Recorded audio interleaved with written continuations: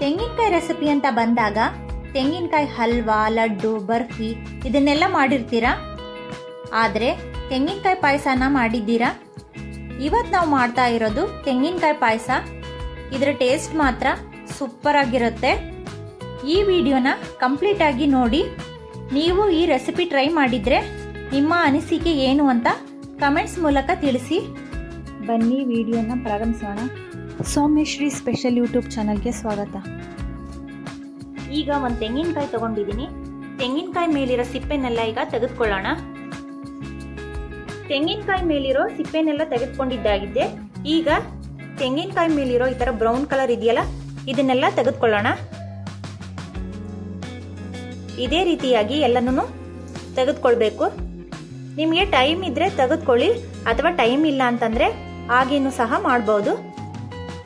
ಈಗ ಇದ್ರ ಮೇಲಿರೋ ಸಿಪ್ಪೆನೆಲ್ಲ ತೆಗೆದುಕೊಂಡಿದ್ದಾಗಿದೆ. ಈಗ ಇದನ್ನ ಮಿಕ್ಸಿ ಜಾರಿಗೆ ಹಾಕೊಳ್ಳೋಣ. ಈಗ ಒಂದು ಮಿಕ್ಸಿ ಜಾರ್ ತಗೊಂಡಿದ್ದೀನಿ. ಅದಕ್ಕೀಗ ಸಿಪ್ಪೆ ತೆಗೆದಿರೋಂತಹ ತೆಂಗಿನಕಾಯಿ ಪೀಸ್ನೆಲ್ಲ ಹಾಕೊಳ್ಳೋಣ. ಇದಕ್ಕೆ ನೀರು ಹಾಕಬಾರ್ದು, ಹಾಗೇನೆ ಇದನ್ನ ಗ್ರೈಂಡ್ ಮಾಡ್ಕೊಳ್ಳೋಣ. ಈಗ ಇದನ್ನ ಗ್ರೈಂಡ್ ಮಾಡ್ಕೊಂಡಿದ್ದಾಗಿದೆ. ಈಗ ನೆಕ್ಸ್ಟ್ ಹಾಲನ್ನ ಬಿಸಿ ಮಾಡ್ಕೊಳ್ಳೋಣ. ಈಗ ಒಂದು ಬಾಣಲಿ ಅಥವಾ ಒಂದು ಪ್ಯಾನ್ ತಗೊಂಡಿದ್ದೀನಿ. ಅದಕ್ಕೀಗ 2 ಸ್ಪೂನು ತುಪ್ಪನ ಹಾಕೋತಾ ಇದ್ದೀನಿ.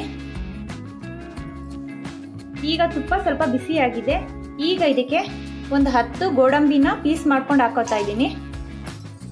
ಇದನ್ನ ಸ್ವಲ್ಪ ಫ್ರೈ ಮಾಡ್ಕೊಳ್ಳೋಣ. ಗೋಡಂಬಿ ಸ್ವಲ್ಪ ಫ್ರೈ ಆಗಿದೆ. ಇದಕ್ಕೆ ಒಂದು 15ರಿಂದ 20 ದ್ರಾಕ್ಷಿನ ಹಾಕೋತಾ ಇದ್ದೀನಿ. ಇದನ್ನೆಲ್ಲ ಚೆನ್ನಾಗಿ ಫ್ರೈ ಮಾಡ್ಕೊಳ್ಳೋಣ. ನಿಮಗೆ ಬೇರೆದು ಡ್ರೈ ಫ್ರೂಟ್ಸ್ ಇಷ್ಟ ಆಯಿತು, ಪಿಸ್ತಾ, ಬಾದಾಮಿ, ಅದನ್ನು ಸಹ ನೀವು ಹಾಕೋಬಹುದು.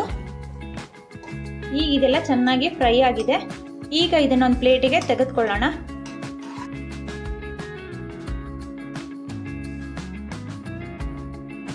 ಇದೇ ಬಾಣಲಿಯಲ್ಲಿನೇ ನಾನು ಗಟ್ಟಿಯಾದಂತಹ 1 ಲೀಟರ್ ಹಾಲನ್ನ ಹಾಕೋತಾ ಇದ್ದೀನಿ.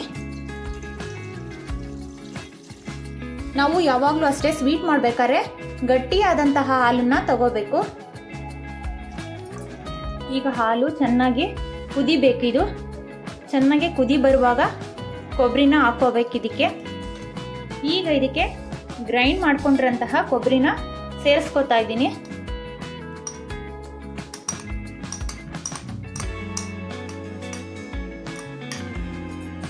ಈಗ ಇದು 10ರಿಂದ 11 ನಿಮಿಷ ಇದರಲ್ಲೇ ಚೆನ್ನಾಗಿ ಕುದಿಬೇಕು. ನೀವು ಮಧ್ಯೆ ಕೈ ಆಡ್ತಾ ಇರ್ರಿ, ಇಲ್ಲಾಂತಂದ್ರೆ ತಳ ಹತ್ಬಿಡುತ್ತೆ. ನೋಡಿ, ಕೊಬ್ಬರಿ ಪಾಯಸ ತುಂಬಾನೇ ಚೆನ್ನಾಗಾಗುತ್ತೆ.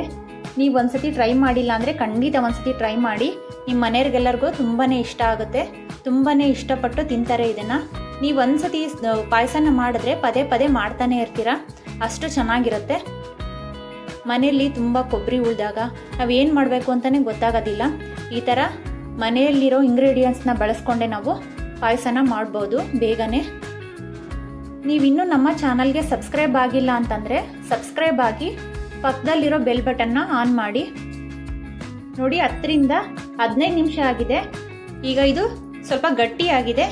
ಈಗ ಇದಕ್ಕೆ 1 ಸ್ಪೂನು ಅಕ್ಕಿ ಹಿಟ್ಟನ್ನು ಸೇರಿಸ್ಕೊತಾ ಇದ್ದೀನಿ. ಅಕ್ಕಿ ಹಿಟ್ಟು ಹಾಕಿರೋದ್ರಿಂದ ಟೇಸ್ಟು ತುಂಬಾ ಚೆನ್ನಾಗಾಗುತ್ತೆ ಪಾಯಸದ್ದು. ಈಗ ಇದಕ್ಕೆ 1/4 ಕಪ್ಪು ಮಿಲ್ಕ್ ಪೌಡ್ರನ್ನ ಹಾಕ್ತಾ ಇದ್ದೀನಿ. ಮಿಲ್ಕ್ ಪೌಡ್ರು ನಿಮಗೆ ಬೇಡ ಅನ್ಸಿದ್ರೆ ಸ್ಕಿಪ್ ಮಾಡಬಹುದು. ಮಿಲ್ಕ್ ಪೌಡ್ರ್ ಹಾಕೋದ್ರಿಂದ ಟೇಸ್ಟು ತುಂಬಾ ಚೆನ್ನಾಗಿರುತ್ತೆ. ಬೇಡ ನಮಗೆ ಮಿಲ್ಕ್ ಪೌಡ್ರು ಅಂತಂದರೆ ಹಾಗೇನೂ ಸಹ ನೀವು ಮಾಡಬಹುದು. ಇದನ್ನೆಲ್ಲ ಮಿಕ್ಸ್ ಮಾಡ್ಕೊಳ್ಳೋಣ. ಈಗ ಇದಕ್ಕೆ ಫ್ಲೇವರ್ಗೋಸ್ಕರ 4 ಏಲಕ್ಕಿ ಪುಡಿನ ಹಾಕ್ತಾ ಇದ್ದೀನಿ.